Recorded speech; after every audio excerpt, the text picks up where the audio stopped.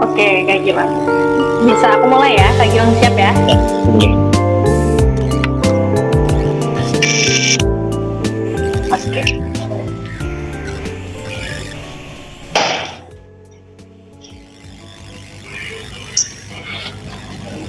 Oke, halo, selamat sore semuanya. Assalamualaikum warahmatullahi wabarakatuh. Salam sejahtera untuk kita semua. Semoga teman-teman yang ada di rumah, dimanapun teman-teman berada, teman-teman dalam keadaan sehat dan tetap semangat. Walaupun mungkin ada yang beraktivitas di rumah aja, ataupun udah kerja, atau magang, atau beraktivitas lainnya. Oke, sebelumnya perkenalkan, nama saya Tiara Purwasyarifah. Di sini saya sebagai moderator yang akan memoderatori teman-teman semua dalam kegiatan webinar menjadi konten kreator di masa pandemi bersama Kak Gilang Herap. Yes. Iya, halo Kak Gilang. Hai, selamat sore semua. Oke, sebelumnya aku perkenalkan sebentar ya. Teman-teman yang ada di belakang layar ada 3 orang, yaitu Joni, Aziz, dan juga Iqbal. Oh, Jo, Aziz dan juga Mas Iqbal. Terima kasih sudah dibantu. Ya. Iya. Oke, di sini aku sedikit perkenalin Kak Gilang dulu ya Kak ya. Boleh. Karena orang bilang tak kenal maka tak sayang.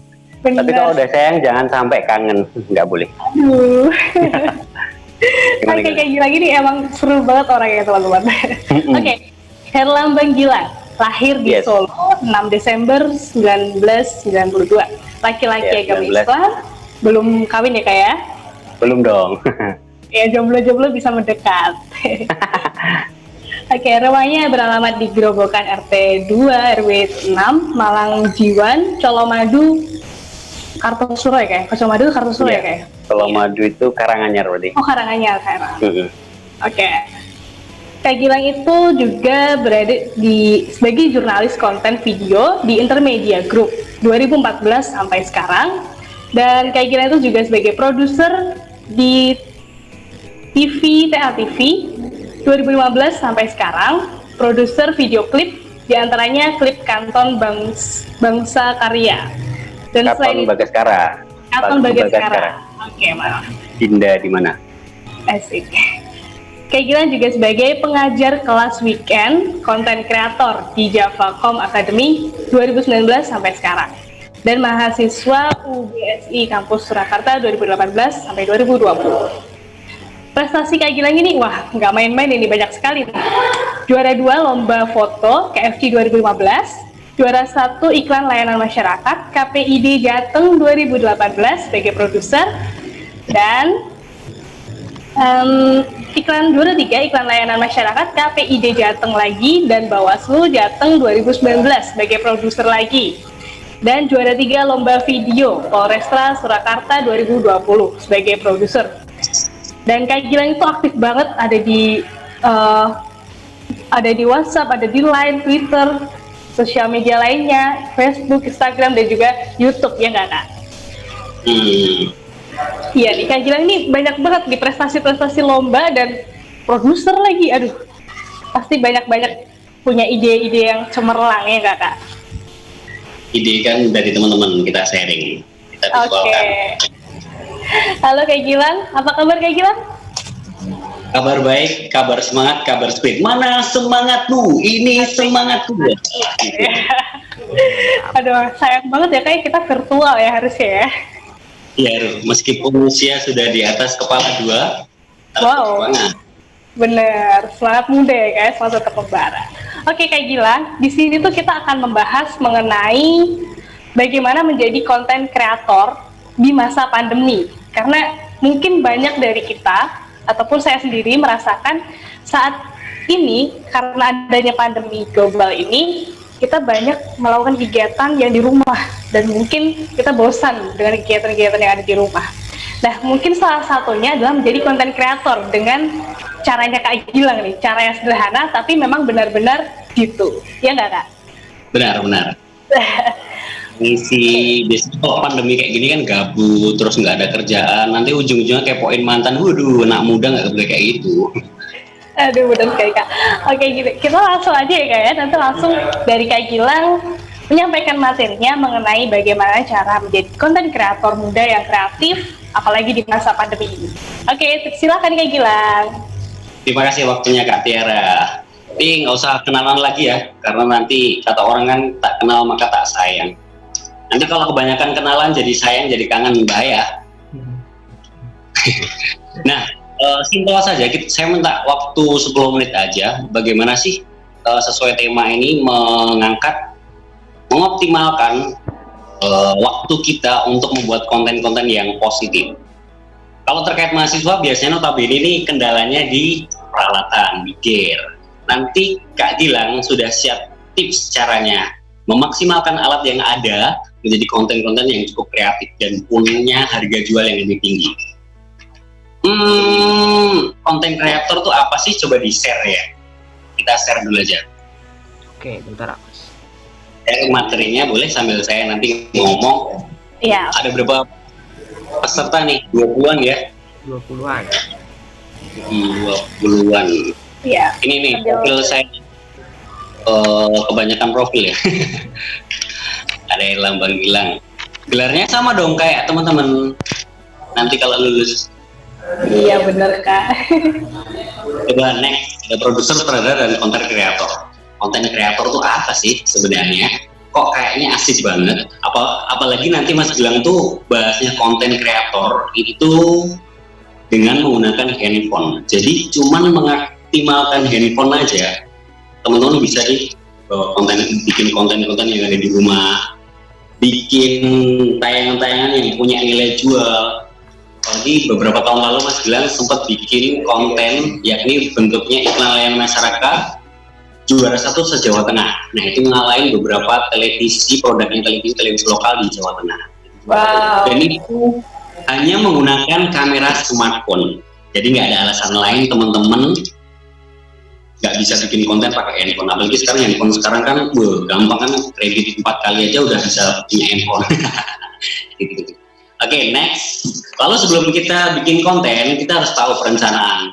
Coba Mas Gilang mau kenalin perencanaan dalam bentuk storyline. Storyline itu apa sih Mas Gilang? Jadi alur ceritanya pada sebuah video klip misalkan ini, atau film, atau iklan layanan masyarakat. Nah contohnya kayak gini. Nanti filenya tak kasih ke Mbak Tiara, bisa diminta langsung, bisa dimodifikasi. Yang jelas di dalam storyline itu ada judulnya, sinopsisnya, terus tagline-nya, kemudian framing-nya, kemudian sampai durasi per tag. Dari detik ke 0 sampai 5 tuh adegannya ngapain tuh ada. Itu saya kemas dalam bentuk storyline. Itu teman-teman. Nah ini, alur ceritanya kan. Kemudian storyboard. Kalau di storyboard adalah sebuah papan cerita yang digambar menggunakan tangan. Jadi kalau melukis-melukisnya susah, biasanya teman-teman tuh pinginnya yang simpel, nggak mau yang storyline ribet, bikin-bikin. Saya siapkan storyline yang kayak tadi. Cuman paling bagus nih bikin storyboard. Storyboard adalah sebuah papan cerita untuk memvisualisasikan alur dari naskah cerita tersebut sebagai pedoman waktu kita syuting. Kemudian ada storyboard juga berguna untuk editor dalam memastikan stok gambar, sehingga editor tuh benar-benar terpandu banget, tahu banget, oh sini berapa sih, oh ini tag berapa sih, urutan ceritanya seperti apa sih. Kamu udah tahu ya storyline dan storyboard. Bedanya kalau storyline itu nggak ada gambarnya, kemudian kalau storyline kan ada gambarnya. Gambar pakai tangan aja cukup. Tapi kalau teman-teman mainnya pakai Corel atau beberapa aplikasi yang lain di handphone tuh juga bisa. Nggak harus pakai komputer atau laptop, pakai handphone pun bisa. Next, perencanaan sudah. Kemudian kita coba contoh ke video storyline ini, alurnya ini.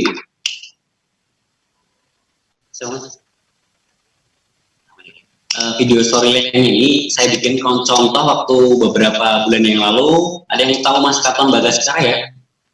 Iya, Mas iya. Gimana? Bisa dilihat di YouTube tuh ciptaannya Mas Gilang. Itu aku bikin storyline seperti ini. Notabene Mas Katon tuh yang image-nya Yogyakarta banget, mau tak bawa ke Solo.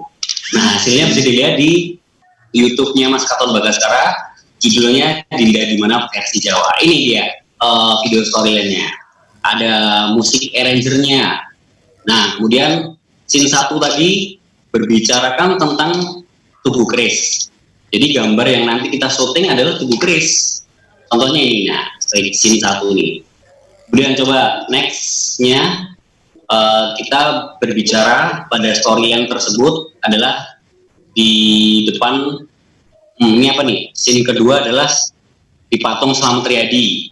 Kemudian pengendara sepeda ontel memberikan gitar kepada Katon, lalu Mas Katon melanjutkan jalan kaki.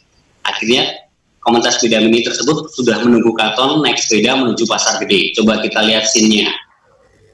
Yang di syuting, adegannya juga harus digeladak. Nah, ini contohnya ini. Abote kangen tak songgon, jerododo. Nah, ini scene-nya kayak gitu. Itu adalah contoh dari video storyline. Itu kalau dalam bentuk video klip. Kemudian next kita harus tahu nih kebutuhan kita bikin apa nih. Scene 3 dan scene 4, dua sejoli berjalan keluar dari Pasar Gede. Ya, dua sejolinya sebulan saya pakai foto di Solo 2019. Kemudian Mas Katon berjalan menuju Pasar Gede ya. Terus scene 4-nya ada Mas Katon naik becak kemudian ke Keraton Surakarta. Coba next. Nanti juga waktu syuting, nah ini dua sejoli, yang scene 3 itu harus keluar juga dari Pasar Gede. Kemudian scene 4-nya Mas Katon naik becak dari ke keratonnya. Jadi fungsi dari storyline benar-benar mendirect langsung ya. Nggak bisa kita syuting, nggak ada perencanaan tuh nggak bisa, nanti akan ada terjadi selisih paham antara semua kru. Nah pedomannya apa? Storyline atau storyboardnya itu. Supaya nanti waktu finishing, editing, tertata dengan rapi sesuai konsep yang semula. Begitu teman-teman, visual scene 3 dan scene 4. Kemudian kenapa kita pakai smartphone? Kenapa kita pakai smartphone? Kenapa kita pakai handphone? Kadang saya pernah jadi mahasiswa. Saat itu mahasiswa tuh sangku mepet banget, yo seminggu dino Rebo iki entek, Kemis tekan Sabtu itu wes mangan mie terus. Artinya apa? Artinya kita benar-benar minim budget untuk membuat video klip. Sasaran pertama yang kita manfaatkan adalah smartphone. Coba smartphone Mas. Nah, saya juga pakai handphone. Handphone kreditan no problem sih, yang penting handphone.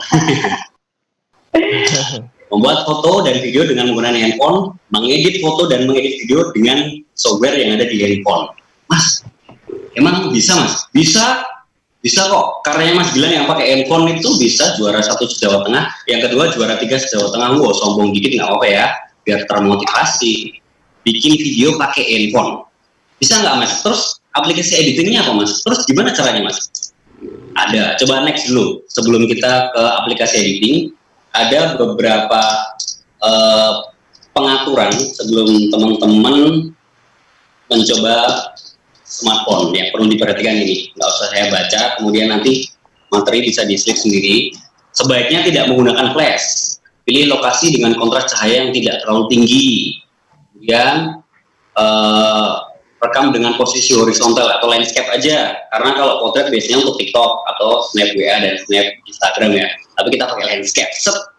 Kemudian yang paling perlu kita garis bawahi adalah buat storyboard atau storyline. Itu penting. Kalau mengatur ekspor dan fokus secara manual, boleh sih, terserah teman-teman. Menggunakan aksesoris tripod atau stabilizer itu lebih bagus. Contohnya ini nih, saya pakai stabilizer ini bisa juga. Kemudian atau monopod ini, atau ini pakai gun mic juga bisa. Udah tak siapkan sebenarnya. Cuman sayangnya kita nggak cuma webinar, jadi nanti kalau butuh-butuh pedoman bisa langsung WA. Next ada pengenalan tentang rasio. Apa sih rasio itu Mas? Next dulu, rasio. Rasio itu apa Mas? Ada yang tahu bedanya rasio 4:3 dan 16:9? Ada tahukah? 16 Oke. Ada tahu ya? Gampang. Itu di settingan kameramu di handphone sekarang kan ada ya Mas? 4:3 dan 16:9. Bahkan yang untuk itu 19:9, ada 21:9. Nah, apa bedanya Mas? Apa sih gunanya? Sedikit cerita. 4:3 biasanya teman-teman tuh kalau kita ke rumah nenek atau ke rumah itu kan biasanya TV itu berbentuk kotak tabung kan, kotak belum persegi panjang, berarti itu masih menggunakan 4:3. Kemudian kalau yang sekarang udah wet kan, itu 16:9. Pertanyaannya, kenapa harus pilih salah satu, Mas? Iya, kita harus tahu itu konten buat apa sih. Kalau konten kita untuk buat televisi, apalagi saya kerja di televisi, saya pakainya 4:3. Supaya apa? Supaya di atas dan bawah layar tuh nggak ada hitam-hitamnya. Jadi full. Jadi udah tahu ya sekarang. Jadi kalau yang atas ada hitamnya, bawah ada hitamnya tuh namanya rasio 4:3. Jadi nggak bukannya siaran TV itu siaran bajakan ya, logonya ditutupin, enggak. Tapi memang masih menggunakan 4:3. Semua TV nasional pun masih menggunakan 4:3 untuk platform di analognya. Kemudian untuk platform di digitalnya dia menggunakan 16:9 karena akan di-sharing ke sosial media di antara Instagram, YouTube dan lain sebagainya, website. Nah itu menggunakan 16:9. Kalau teman-teman lihat YouTube di tepi-tepinya itu ada hitam-hitamnya, itu berarti masih menggunakan 4:3. Tapi kalau udah full berarti menggunakan 16:9. Sudah tahu sekarang ya, gampang kan? Next, karena waktu kita terbatas. Next, contohnya dari 4:3. Selanjutnya, nah ini di sisi kirinya Mas Gilang itu berarti ada rasio 16:9. Kemudian di sisi kanan Mas Gilang ada rasio 4:3. Wah, ini perbedaannya. Jadi antara lebar dan width ya. Jadi sudah tahu. Berarti kalau teman-teman memakainya untuk sosial media, untuk Instagram, saya sarankan 16:9 dengan catatan pengaturan di handphone kalian sudah menggunakan 16:9. Itu nanti akan hasilnya lebih lebar, lebih asik kalau di sekarang tuh dibanding yang 4:3 nanti harus lonjong-lonjong gitu. Next, kalau next ini apa nih slide selanjutnya? Oh ini aplikasi pembuat video smartphone. Mas Gilang pakainya kalau smartphone pakainya KineMaster, bukan KineMaster ya, tapi memang bacanya KineMaster. Tentu yang pro yang nggak ada tulisannya di pojok KineMaster gitu, waduh. Atau aplikasi Filmora itu rekomen untuk teman-teman yang mau bikin film, bikin ILM, bikin TVC, bikin video klip menggunakan handphone, rekomennya pakai KineMaster, sorry. Ada banyak nanti. Coba ada yang pernah bikin ya, ada yang pernah nyoba KineMaster ya, nanti dibagi aja, tak kasih yang pro yang nggak ada logonya, tak kasih pro, tak kirim ke Kak Tiara biar nanti share masternya KineMaster yang tidak berbayar, jadi nggak ada logonya. Kalau Filmora ini masih ada logonya, cuman di terakhir kan bisa kita cut. Kalau yang lainnya no problem sih, mau menggunakan Premiere Pro, Sony Vegas no problem. Tapi biasanya kalau yang gratisan ada logonya. Kita next slide berikutnya. Saya kirim nanti KineMaster. Nah ini nih, coba stop dulu. Kita menggunakan handphone tuh juga bisa loh pakai chroma key. Ini visualisasi dari chroma key, coba digambar. Dulu tuh aku bikin iklannya masyarakat yang juara 1 se-Jawa Tengah itu pakai medianya ayam, itu cuma menggunakan handphone. Dan yang paling seru tuh bisa mengalahin beberapa stasiun televisi swasta, televisi lokal se-Jawa Tengah. Cuman bikin pakai karakternya pakai ayam, kemudian saya pakai grafis gitu aja tuh, lihat tuh aku niup-niup ayam karena ayamnya tuh berak terus susah. Nah itu, nah itu. Jadi nggak ada alasan lain teman-teman pakai handphone tidak punya karya. Next coba. Next tuh ada apa sih di next selanjutnya, Kak Tiara? Nah ini yang before-nya, kemudian after-nya. Terus chroma key itu apa Mas? Chroma key itu green screen Mas, blue screen ya benar. Chroma key adalah namanya teknik. Jadi chroma key adalah sebuah teknik di mana menggabungkan antara objek dengan latar belakang. Kenapa harus warna hijau? Kenapa harus warna biru? Kenapa kok nggak merah aja biar berani? Kenapa kok nggak kuning biar asik? Kenapa nggak pink aja biar seksi ya yo? Kenapa nggak ungu biar kayak bajunya Mbak itu, biar kayak janda? Ada yang tahu kenapa? Di dunia belahan manapun, apalagi chroma key itu di biru. Karena apa? Perlu dicatat. Karena hijau dan biru tidak ada ketika terkena cahaya, tidak ada di kulit manusia. Ketika kulit tersebut terkena cahaya, tidak ada memunculkan warna hijau dan biru. Tentu akan bagus sekali untuk croppingnya. Coba kalau chroma key kita memakai warna coklat, sudah pasti kulit kita kan hilang kan. Coba kalau chroma key kita pakai merah, nanti ginjunya ikut hilang. Coba kalau kita warna putih, nanti ompong dong giginya. Coba kalau kita pakai warna merah, sudah pasti Mbak Ovid ini gundul ya kan. Jadi pakainya warna hijau, tidak aja di kulit manusia itu tidak ada unsur warna hijau dan biru. Jadi di belahan dunia manapun pakainya hijau dan biru. Itu adalah chroma key tipsnya. Next, kita berikan contoh. Kayaknya next itu ada video sih. Nah ini iklan juara 1 se-Jawa Tengah. Kita putar dulu.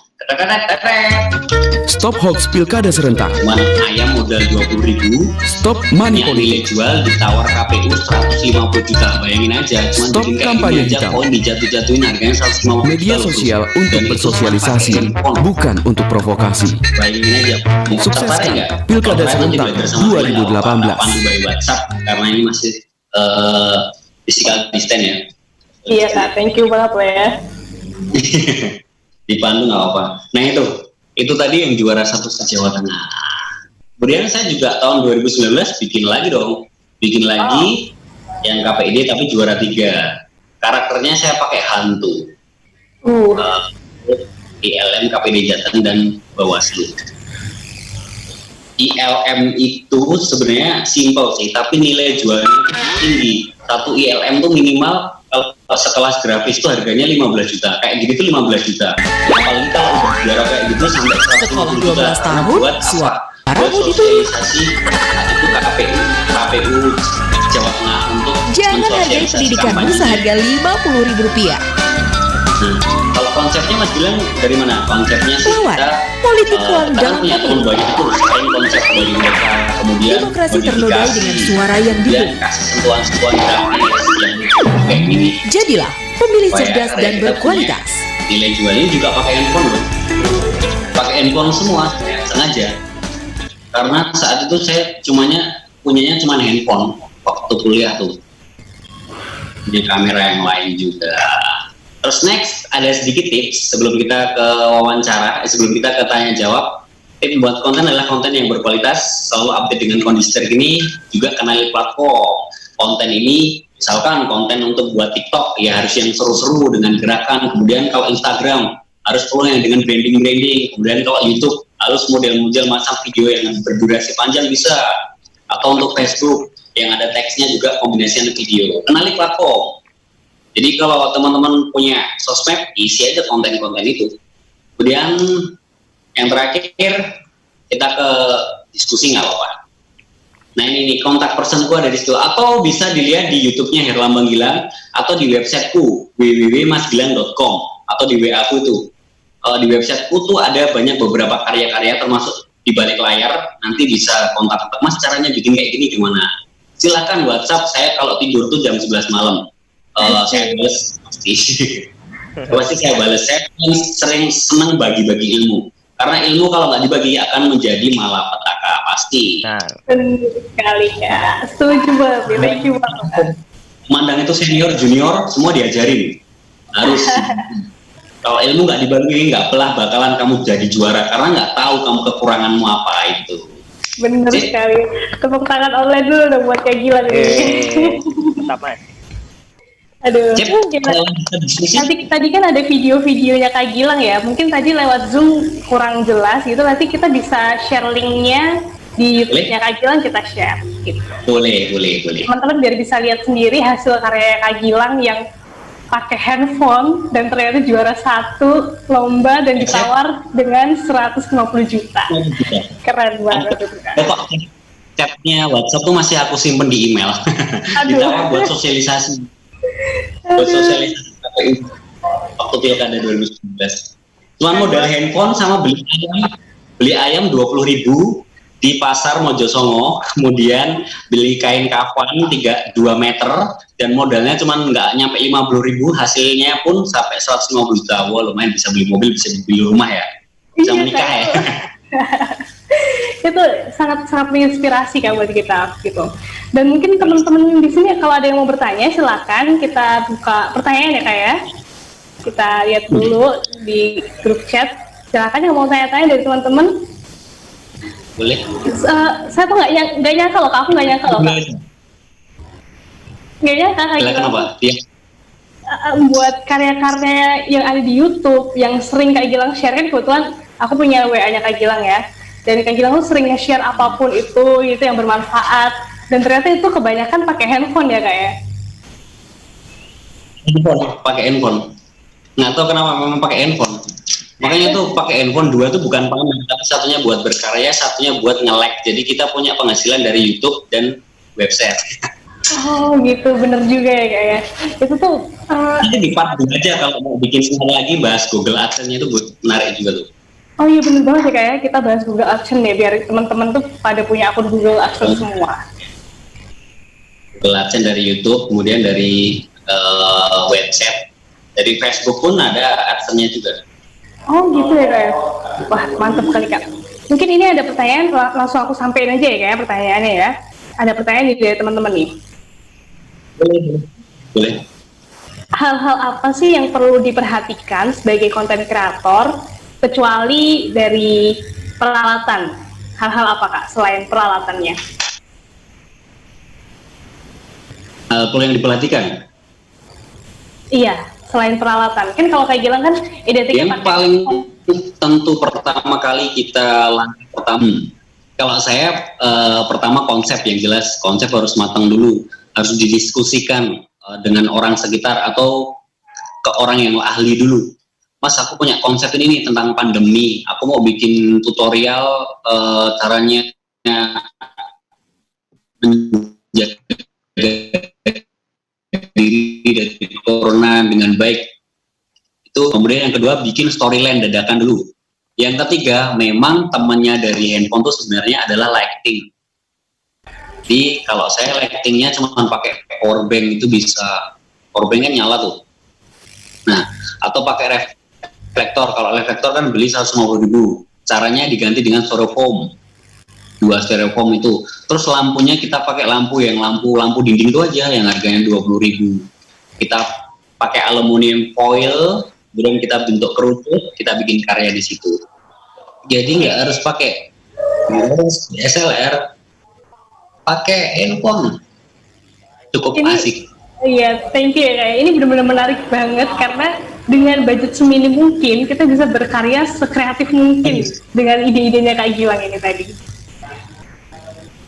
Harus Kak. Oke, ini ada pertanyaan satu lagi ya Kak ya. Karena kalau kita nunggu, Oke, ada pertanyaan satu lagi dari Kak Kiki. Halo, izin tanya, Mas Gilang kalau lagi buntu, ide caranya gimana biar kita dapat ide lagi versi Kak Gilang. Kalau misalnya Kak Gilang lagi buntu, gimana tuh katanya?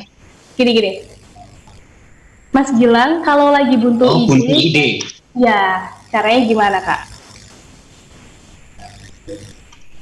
Biasanya sih aku pertama tuh ini baru tren-trennya apa? Misalkan ini tren-trennya Idul Adha, tren-trennya baru physical distance. Nah itu aja yang lebih kamu olah di situ. Apa yang kamu lihat di sekitar itu jadikan ide. Misalkan kita keluar rumah, ada yang baru marak tuh pembagian daging kurban.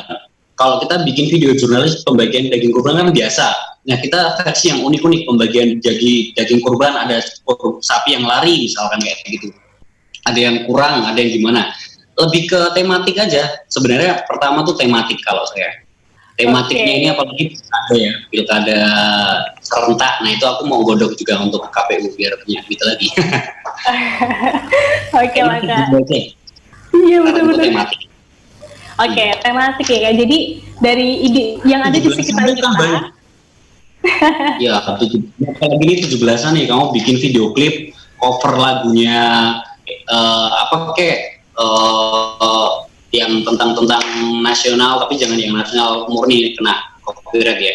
Cover kemudian kamu bikin video klip, nanti anak-anak lari-lari bawa bendera merah putih, tematik aja. Mumpung ini momennya Agustus, kamu bikin video klip pakai itu. Nanti storyline-nya tak kirim contohnya. Itu tematik ya. Kita fokus utamanya tuh di peralatan. Nah, gimana saran Kak Gilang untuk mengubah itu, untuk menggunakan alat seadanya? Terima kasih. Iya, terima kasih Bro Gabriel. Wah, dulu magang di Intermedia juga tuh ya. Iya, Kak Gabriel ini. Sebenarnya nggak apa-apa, kita memang pikiran pertama alat yang kita gunakan. Karena kita hidup di kota Solo Raya tuh penuh dengan gengsi. Kadang kalau gearnya nggak bagus, orang tuh nggak mau berkarya, itu pasti. Itu kelemahannya orang-orang Solo, nggak kayak Jogja. Kalau Jogja itu pakai handphone, pakai kandik, dia berkarya. Tapi kalau Solo yang diajuin apa? Gearnya dulu. Nah itu perlu ditepis dulu aja. Kita punyanya apa sih? Kita nggak usah sewa, kita nggak usah pinjam. Punyanya DSLR yang versi jadul, kita manfaatin untuk berkarya. Jadi yang pertama kita hilangkan adalah gengsi dulu.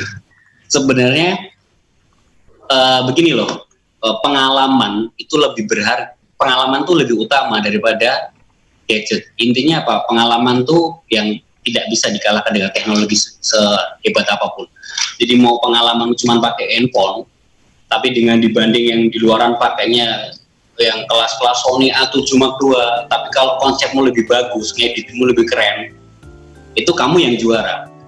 Bervideo, oke, berkonten kreator tuh nggak cuman pengambilan gambar video loh, nanti masih ada narasi, nanti masih ada VO dubbing, nanti masih ada olahan editing. Jadi nggak usah khawatir, kita jelek di kamera, kalah sama mereka, tapi kita harus finishing, kita bagus di finishing. Itu Bro Gabriel, jadi nggak ada alasan untuk kamu nggak harus pakai gear yang profesional. Kita pakai yang semi pro aja nggak apa-apa sih. Apalagi sekarang kamera DSLR mirrorless itu kan udah murah-murah tuh, harga 2 juta aja udah bisa punya. Apalagi SPP-nya teman-teman kan sudah sampai 5 juta, minta aja orang tua 6 juta, satunya kerja. Gitu. Itu Kak Tiara. Oke, thank you Kak Gilang. Jangan gengsi dulu ya. Oke Kak Gilang, ini pertanyaan terakhir ya Kak Gilang ya. Kasih motivasi dong Kak, bagaimana kalau yang kita ini masih malu-malu dan takut untuk mencoba, untuk melangkahnya kita tuh masih takut, masih malu-malu kayak gitu Kak. Kasih motivasi apa dong Kak gitu? Kalau aku minta arahan sang senior dulu, misalkan orang yang terdekat tuh siapa, ada nggak yang pinter video, itu mintain tolong juga, Mas aku diajarin dong. Terus cari pasangan yang kira-kira sehobi, iya kan harus wajib, pasangan kan motivasi. Nah itu, biar bisa berkarya bareng, misalkan Mas Gilang sebagai produser, sutradara, kameramen, nanti pasanganmu jadi hostnya, bisa TikTok gitu. Cari yang sesimpel. Kemudian yang terakhir itu dukungan keluarga, memang dukungan keluarga paling vital. Jadi cari senior, kemudian cari orang terdekat untuk membuat karya. Itu Kak Tiara. Terima kasih Kak Gilang, semua pertanyaan udah terjawab nih. Mungkin nanti ada yang masih pengen tanya-tanya dan masih malu gitu ya, bisa WhatsApp ke Kak Gilang, ataupun bisa lewat DM Instagramnya Kak Gilang, ataupun YouTube-nya Kak Gilang. Bener ya Kak Gilang ya? Instagramnya @gilang_kembung ya kan. Itu legend sekali loh Kak. Gilang_kembung. Nanti kita share YouTube-nya Kak Gilang, Instagramnya Kak Gilang, dan nomor WhatsApp-nya Kak Gilang. Dan di sini terima kasih banget Kak Gilang udah mau berbagi banyak informasi, banyak pembelajaran yang mungkin nggak kita dapatkan di bangku kuliah kita ataupun di keseharian kita. Dan semua tips-tips dari Kak Gilang tuh tips-tipsnya sederhana, namun dapat kita pakai di keseharian kita dan dapat menghasilkan gitu. Nanti rekamannya diupload YouTube ya, aku minta. Siap Kak, nanti kita upload. Oke. Di sini terima kasih untuk Kak Gilang, untuk semua teman-teman yang udah berpartisipasi dalam kegiatan ini. Kak Gilang, terima kasih banyak ya Kak Gilang. Sama, jangan kapok. Iya Kak. Iya. Saya Tiara dan teman saya Iqbal, Aziz, dan juga Joni mengucapkan terima kasih banyak. Dan juga Ibu dosen kami, Ibu dosen pembimbing, Ibu Debbie. Terima kasih untuk semua partisipan. Sekian dari kami. Wassalamualaikum warahmatullahi wabarakatuh. Ya, Mas Tutor, Mas Gabriel, Mbak Rina, terima kasih. Semuanya, terima kasih.